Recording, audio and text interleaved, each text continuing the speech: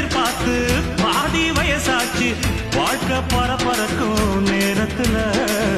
இருக்கும் சாலைகளின் ஓரத்துல அட கண்ணடிச்சா காதல் வரும் சொல்றாங்க நீங்க கை தட்டுனா ஆட்டோ வரும் சொல்றேங்க அட கண்ணடிச்சா காதல் வரும் சொல்றாங்க நீங்க கை தட்டு